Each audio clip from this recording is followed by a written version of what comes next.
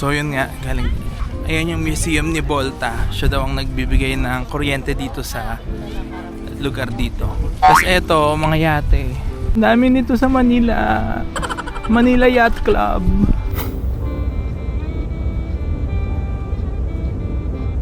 Kakadating lang namin dito sa Milan. Ito yung room namin. So maayos naman yung CR. Yan, finally may water din. Yan, ito may shower area. Yan. And then, dito, ito yung room. Malaki naman siya.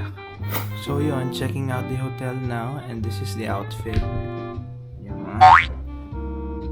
So, pupunta tayo ngayon sa Venice. The million things that we have to do to protect Venice. The change and the control of... Sobrang lakas ng ulan mga besh. Sasakay kami ng gondola. Ang lakas ng ulan ngayon. So ayan, may makikita mga... Hello. Diba, mga fans natin. Diyos. No gondola ride. This is the gondola ride. I am the guide, not the gondola ride. Sigawan sila oh. Nakipag-chismisan pa kasi yung bangkero eh. Jo. Diba? Ganito tayo. Pinupush pa rin kahit umuulan. Kahit buwis buhay na. Ito yung driver natin. Hindi pa pala to yung gondola. 5 people each. It's okay. It's completely different boat. So yan, walking kami here sa Venice. Oh, diba? As a neon pink.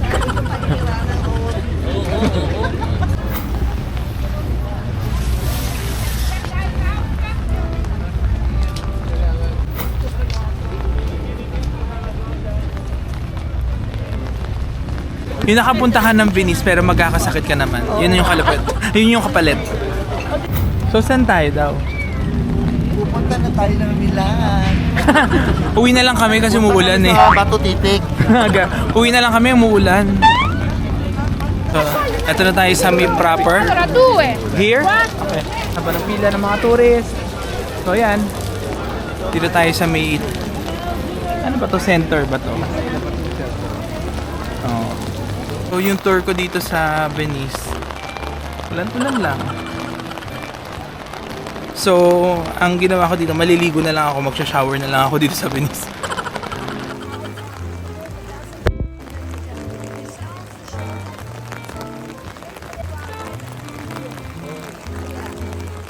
So, iniwan ako ng tour guide. Ayan, ito yung mga sasakyan nila dito. Mga nakaparada yung sasakyan.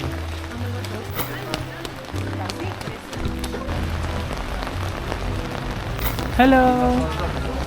Yeah. Buti pa sila kumakain na. Dito, yan daw. Yan daw ang ano nila. Parang trend nila dito. Lakad galore. Finally, nandito na kami sa lunch. Ito sa restaurante. So yan, kakain namin dito. Dito kami ngayon sa restaurante sa Venice. Pin-order kami ng white wine tapos mapakita daw yung black pasta. Ito yung lunch natin today. Kakainin natin is yung dinuguan pasta. Ano pala to? Squid daw. Parang yung paella na negra sa Pilipinas.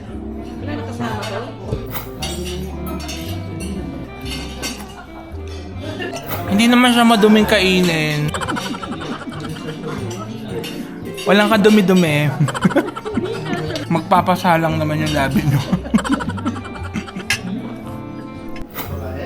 So may kasama siyang white wine.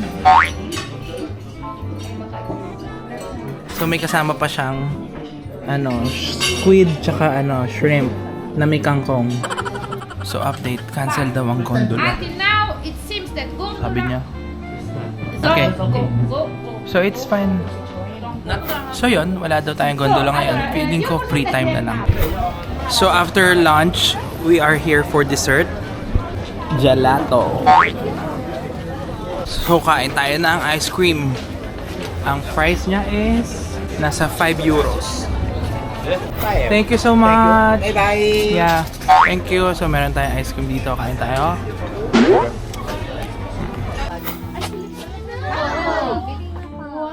Bibigyan pa ko ng discount. Di ba? Leather lahat dito. So, nandito po tayo ngayon sa kanal. Ma'am, anong survey ng kanal? Mabaho. Ang baho po dito. Pakiano naman po sa Water District. Ang baho ng kanal nyo dito. So, pinaglalakad ako dito. Paano ako maglalakad dito? So, paano yun? Sabi niya, saglit lang daw to. Wala, sobra. Grabe. So, sinira niya po yung araw ko. Pinalakad niya ako dito. Sobra. Ang lamig pa sa paa. Nadaan din tayo dito. Binasa niya tayo. Tas, yung pala, doon, pwede pa. doon. Dito magaling. Pag ano ko dito, grabe, ginawa. Are your shoes ready? Because Bakit? Dennis, hindi man lang Binigla kami, inambush kami. Kabuisan tayo, no? Wet! Diba, ha? Wet! Wet only, not freezing. Diba? Sampaling kita eh. Charot.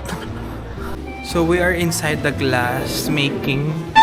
Ito yung glass, made of glass siya, of course. The typical Venetian craftsman is not made in Italy, it's made in Venice only. For the handle. Paandar. So walking na ako papunta sa meeting point. May runway dito kasi sobrang bahana. Ayan, haba ng pila dito.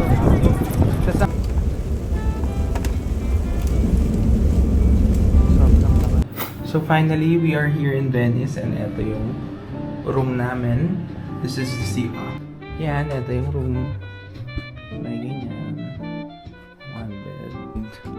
Ang maganda dito, meron siyang balcony. Kaso lang, ito lang ang view ng balcony natin. So tomorrow, pupunta tayo sa Rome. Mag-check out dito. After check out, going to Rome na tayo. See you, Rome!